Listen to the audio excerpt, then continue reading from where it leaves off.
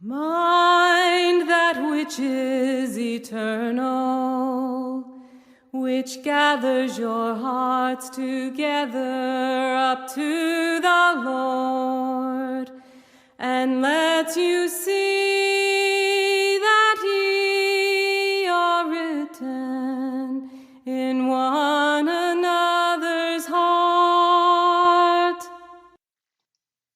In this podcast, we are continuing to read from The Eye of Faith, A History of Ohio Yearly Meeting Conservative by William P. Tabor, Jr.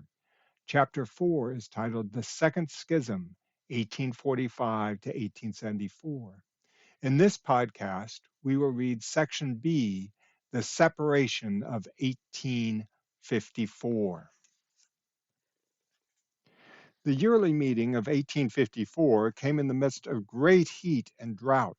Thomas Gould, whose mere presence was to precipitate a separation, wrote that the extreme heat of the weather exceeds anything I have ever before known, both day and night. Cholera epidemics raged in several places. For a time, it looked as if Providence would keep Thomas Gould from his fateful trip to Ohio because 4 of his children had been stricken. They recovered, though. He was even able to spend some time nursing in a makeshift hospital for cholera patients who had been abandoned by all but the most mercenary help until he stepped in to change the situation. In Pittsburgh, about 70 miles from Mount Pleasant, the daily cholera death toll often reached as high as 100, and Pittsburghers added to the gloom of this already smoky city by burning fires in the streets to ward off the disease. Not surprisingly, Ohio Yearly Meeting was smaller than usual because there had been exaggerated reports of illness at Mount Pleasant, and because many men felt that they must stay at home to make sure their animals got adequate daily water and food during the drought. The first test came on Saturday morning preceding yearly meeting, when the yearly meeting of ministers and elders met to acknowledge visiting ministers and to transact other business.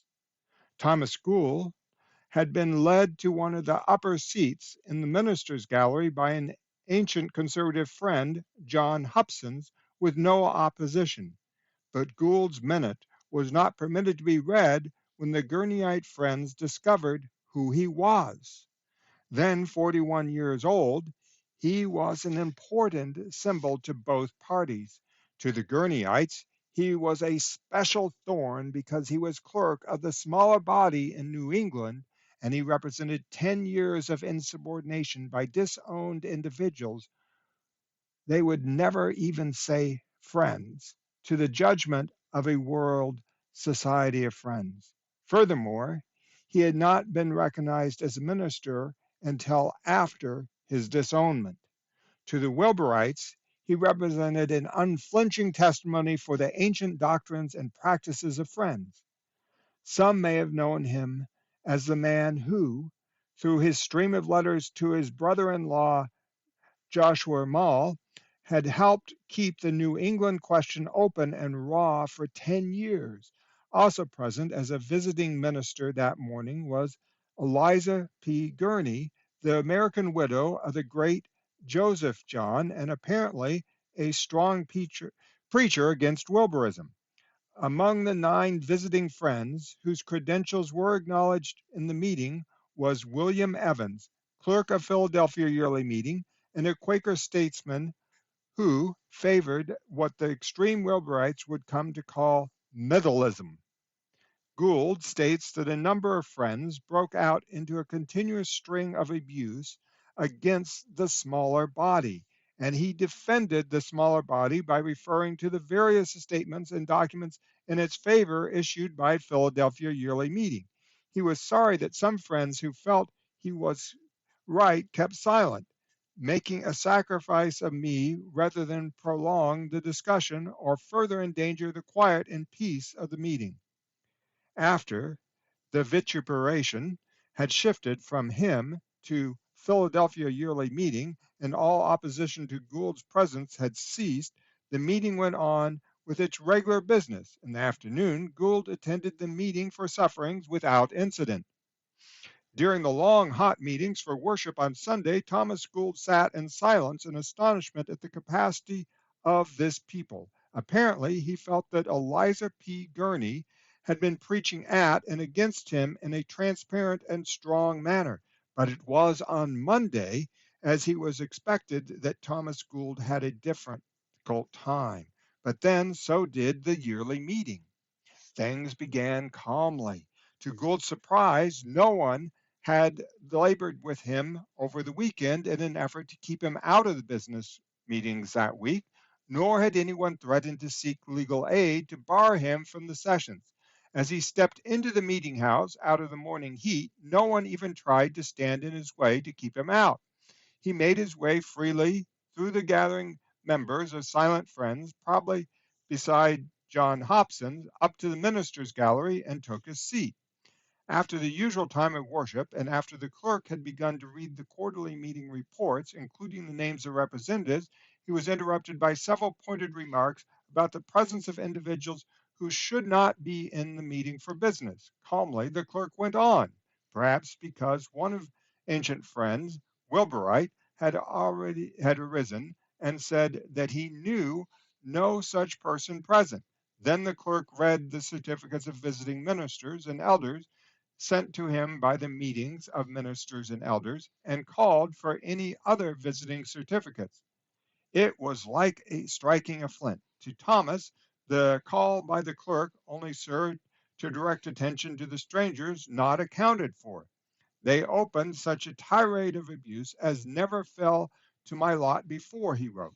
There was a deal of it intermixed with some little censure of the clerk for having proceeded so far with the business as he had done while I was present, all of which I bore in silence, until they began to reflect darkly on me for not having produced a certificate, but also for not having explained why I had not. Thomas proceeded to deliver to the meeting a long defense of his being a true member of the only real New England yearly meeting, rising twice more to reply to those who spoke against him.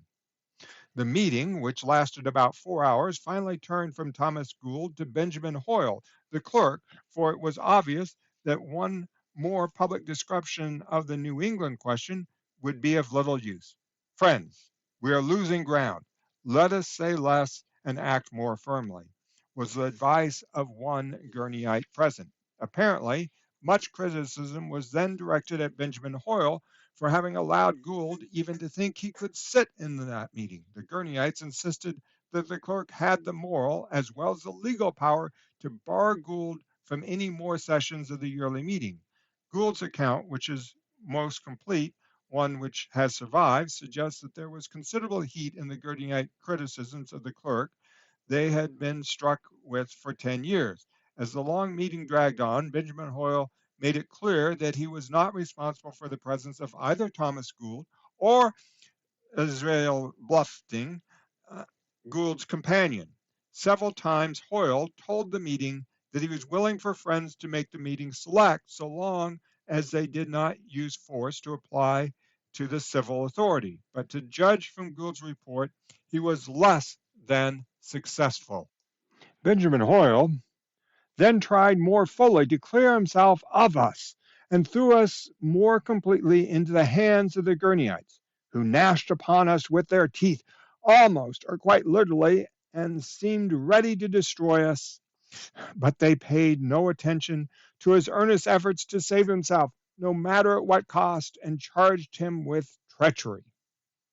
Finally, Thomas Gould made it plain to the meeting that the clerk had been scrupulously careful not to give us the least encouragement, and that he would be of great injustice to charge him therewith. In a way, that may have offended the clerk, for Thomas Gould quotes Hoyle as saying, "Friends, you must see how the individual has assumed the whole responsibility for being here to himself." In a way, that made Thomas feel ridiculous, for no friend's minister on a religious visit could say that.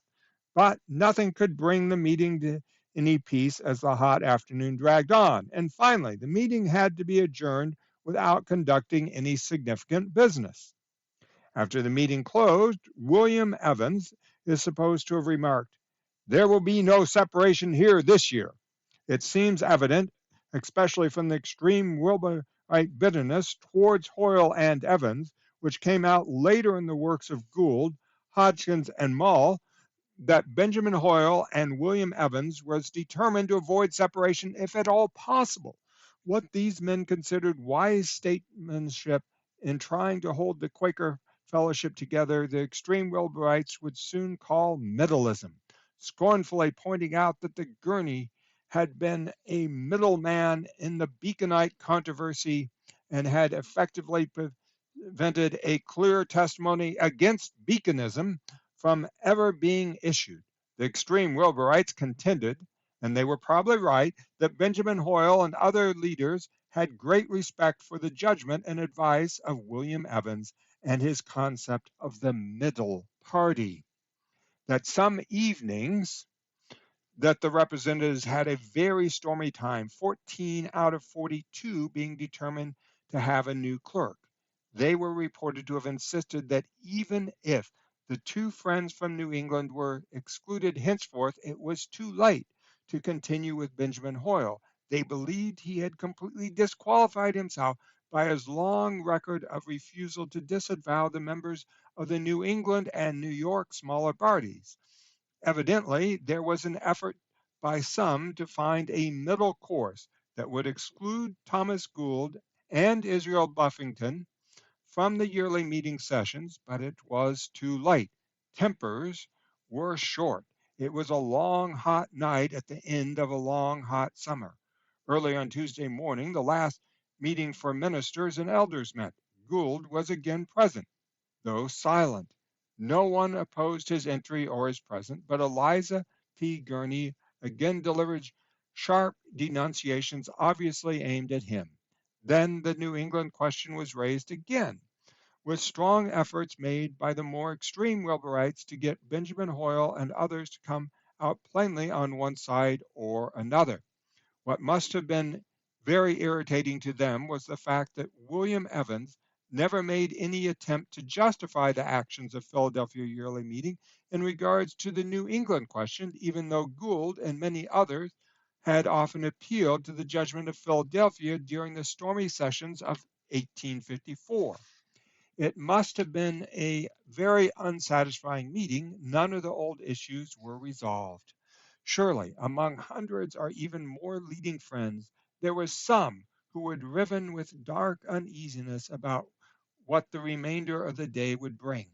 At 10 that morning, after the heat of the day had already begun, the second session of the yearly meeting gathered into the opening silence with Thomas Gould unopposed, once more having entered and taken a seat in the gallery where all could see him. As soon as Benjamin Hoyle had opened the meeting for business, Jabiz Coulson, a representative from the Gurneyite meeting at Guernsey, rose to say that a large part of the representatives had asked him to nominate Jonathan Benz for clerk and James Bruff for assistant clerk. Apparently, just as a wave of "I approve" rose from several parts of the meeting, Nathan Hall rose and said that he was authorized to state that the representatives had been unable to agree on anyone for clerk. Suddenly, then, the meeting unexpectedly had two reports before it, Coulson's and Hall's. Friends began rising to agree to one or the other. It is not surprising in this situation that the clerk, in conformity with former usage, though perhaps somewhat hastily without waiting the direction of the meeting, made a minute that because the representatives could not agree, the former clerks would be continued for another year. For perhaps 2 hours, according to Gould, friends debated this issue, as a number refused to accept Benjamin's minute. Finally, after repeated calls for Jonathan Benz to come forward and minute his own appointment as clerk, he and James Bruff came forward with obvious reluctance. William Evans and others like him, who had also been present in 1827, may have noted that in comparison for the violent 1828 separation, this time the separating clerks walked alone and unopposed up the steps to the high table at which there was a vacant chair beside Benjamin Hoyle, as the assistant clerk, a Gurneyite, had not taken its place under the circumstances. For a time, the discussion continued under two clerks until Jonathan Benz was persuaded to minute the appointment of John Bruff as assistant clerk and him as clerk. By now, Benjamin Hoyle and others had made abundantly clear their conviction that as Benz had moved those steps to the clerk's table, he was declaring a separation, because several Wilburite friends had indicated that friends should take no notice, should ignore those who were separating. Very few friends actually objected to Ben's minute, even though at least half of the meeting, some accounts say 2/3, did not recognize him as clerk. Now, under two official clerks, the discussion continued more hours, which Gould described as a deal of time wasted in listening to them and their many and high charges against Benjamin Hoyle, who has gained nothing in any way by his weak endeavors to compromise with them. And Philadelphia Yearly Meeting and myself, I never uttered a word during either this or the select meetings today, but it seemed more than they could well bear, or indeed seemed others either, even to see me sitting there, though clothed in sackcloth and ashes. Some attempts were made, it must be noted, during these last hot hours of the old Ohio Yearly Meeting to pull back before it would be too late. There were evidently many Gurneyites who had not known about the plan for new clerks and who were opposed to separation of any kind. Some wanted to wait at least a day for thought and consultation before making a final separation. Some attempts at compromise were suggested, such as the appointment of a committee to examine the entire situation, but no one was prepared to budge. The Wilburites would not consider negotiating with separatists, nor would they consider compromise as long as spurious clerks were at the table. They preferred to pretend that he just wasn't there. Finally, Benjamin Hoyle, with concurrence of a number of friends, read a minute of adjournment at about 4 o'clock, ending all hope of compromise, for the Benz group remained behind. The Gurneyite account states that Benjamin Hoyle very unexpectedly read a minute of adjournment. Meanwhile, women friends on the other side of the Great Partition must have been aware of the crisis. When they were ready to adjourn, their messengers were sent to ask the men's clerk when they should schedule their next meeting. As the men's meeting was in no position to decide that, the women were told to adjourn their meeting to meet whenever the men did. After the Wilburites had shaken hands to break the meeting, and those who would shake and perhaps talked together as they drifted slowly out into the afternoon heat, pretending themselves the friends who remained on the facing benches and in the body of the meeting weren't really having a meeting, between 1/4 and 1/2 of the original meeting stayed behind, along with some curious Wilburites. Their numbers included all accredited visiting ministers except William Evans. The Wilburites said that at least some of the visiting ministers encouraged the Gurneyites to maintain their course of separation, insisting that the other yearly meeting would recognize them. For 2 more hours they stayed together, hearing a number of encouraging communications from ministers and attendants, and forging a unity that would permit the separate meetings to go on. Finally, they adjourned after appointing a few friends to draft an explanatory opening minute. Thus, it was that a Benz yearly meeting session was held at 8 o'clock the next morning, Wednesday, with the regular woman's clerk and assistant clerk, they were Gurneyites, holding a women's session at the same time. In their opening minute to explain the separation, the men's meeting, after describing their trials under Benjamin Hoyle, stated that seeing no hope of better state of things while we continue in this situation. Friends, under a deep feeling of weight of the matter, believed that the time had come when some change should be made. At least they were able to fill the appointments to the meeting for sufferings. As for the Wilburite friends gathering for their meetings, at 10 o'clock it was obvious that the separation was an accomplished fact, for they had to convene in the yard for half an hour until the meeting house was cleared for them. For the rest of the week, the two groups managed their meetings so as to not interfere with each other. The properties of separation had improved since 1828. The two groups even met together at the regular time for worship on Thursday. No record survives of the attempts which some individuals surely made outside of the separate meetings to effect a reconciliation.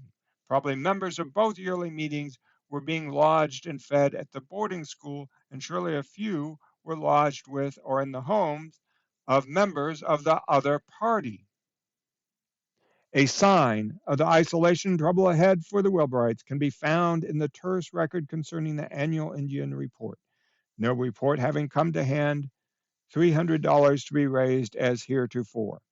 Apparently, the report of the cooperative effort by several yearly meetings on behalf of the Indian remained in the hands of the Gurneyite. For over 100 years, the Wilburite Friends were to be cut off from this cooperative Quaker activity. None of the $300 mentioned above ever reached the Indians, for it would have had to pass through Gurneyite hands.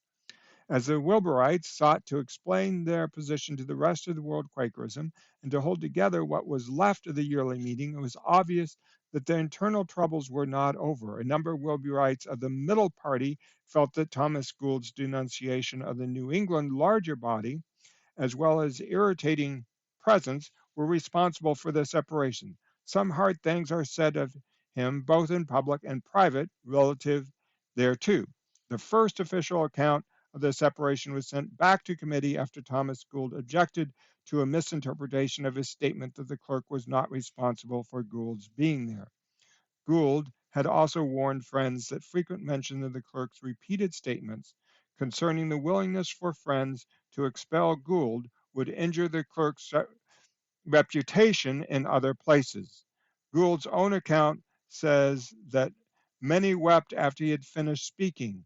They revised the official account, which was finally accepted on Friday. It appeared to have been materially altered throughout. The most objectionable passage respecting himself was altered in conformity with my suggestion or request, so as to say that I fully exonerated the clerk from the responsibility of my presence in other parts of this paper, to where we had in the first essay been spoken of merely as individuals, as we were now spoken of as friends, members of society, and in other respects too, with more consideration and respect. Even with these changes, the women's meeting hesitated to accept the report because of the mention of Benjamin Hoyle's willingness to have the clerk of New England yearly meeting excluded. Anne Branson, as one of the messengers to the men's meeting, gave a noble testimony for the truth and in support of the rights of the New England Friends. After the final chastisement of Benjamin Hoyle, the women accepted the statement of the separation, and the Wilburite portion of the yearly meeting moved towards its conclusion with no more harmony than it had before the separation. At least two Wilburite parties were clearly identified: the middle party, which respected Benjamin Hoyle's desire to keep in harmonious contact with the rest of Quakerism, even at the cost of some compromise. Presumably, this party would have had bitter feelings about the provocative and judgmental speeches of Gould, and an extreme Wilburite party which was ready to testify against and withdraw from any type of Quakerism which did not meet its external and internal standards. This later group was openly and strongly critical of Benjamin Hoyle. One thing both parties had been able to agree upon during the yearly meeting was the setting up of Pennsville Quarterly Meeting from a part of Stillwater Quarterly Meeting. This had been held up by the Gurneyites in 1853, presumably because the new quarterly meeting was primarily Wilburite. The Wilburite tensions showed even after the separation in the treatment which Thomas Gould received in various places. His credentials were never approved on the yearly meeting level, and Benjamin Hoyle said that no special local meetings should be convened especially for him, though he might be allowed to attend them at their regular times. Robert Holloway and John Hobson, however, did call the ministers and elders together and urged them to permit Gould to appoint special meetings if he felt led to do so. Accordingly, most Wilburite meetings, except Stillwater, that's Benjamin Hoyle's meeting, did permit Gould to appoint special meetings. He spoke with great power. At Harrisville, a non-member hearing him wept so copiously that he made a wet spot on the floor. And at New Garden, the crowd was so large that many had to stand outside the meeting house. The Diary of Aaron Frame, a skilled master carpenter and the stern elder who silenced more than one speaker in meeting and who removed worldly gravestones from the Stillwater graveyard, suggests that grief and discouragement felt by many friends as they faced the rending of their local meetings. At the time of this entry, that's 10/29/1854, he was still young and had a growing family. The entry reads, as several weeks have passed since the separation in our yearly meeting took place, the members of both bodies still meet together in our meetings for worship and discipline, nothing official having reached them as to separation having occurred in the main body, and will not until after the next quarterly meeting. How I dread the approach of the time when circumstances will compel us to separate one from another in our subordinate meetings. To behold the rending of our yearly meeting is truly sorrowful to endure. But when it shall reach our small meetings and extend its disastrous consequences into our immediate neighborhoods and families, how can the heart, which is filled with love towards neighbors and friends, do other than bleed and grievously mourn as parting thus? That ends the entry. An older friend, a minister from the same monthly meeting, left in his diary the following comment: surely the cup of bitterness is past, but it seems some have yet to drink the cup of trembling. Never have I been so discouraged about our being a united people. This man's daughter wrote that the separation was a long felt, keen, and bitter trial to his soul, a grief that hung about him with poignancy to his dying day. When the separation had finally reached Aaron Frame's monthly meeting, then Short Creek, it was, as recorded in a diary, a solemn time. The Gurney friends remained mostly quiet until after we had finished our business meeting and adjourned, after which I am informed they appointed a clerk and proceeded with their business and adjourned their meeting to be held in Mount Pleasant in future instead of Short Creek.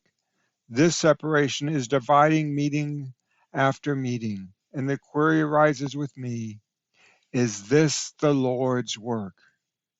Or has the enemy of all good made this sad inroad upon us? Surely there is wrong somewhere. Otherwise, brethren of the same household of faith would dwell together in unity. Ending that entry, on the next meeting day, Aaron Frame wrote sorrowfully about seeing the seats of ministers whom he had loved and respected that would now be vacant forever. Those who later knew Aaron as a stern elder might be surprised that he felt in 1854, there are discouraging features on both sides. He has chosen the Wilbur friends because of their plainness of dress and consistency of appearance and testimony to friends, as our forefathers were called upon to maintain. He also chose them because of their support of friends' schools and abstinence from various places of public resort and other things which the Gurney friends term but small matters.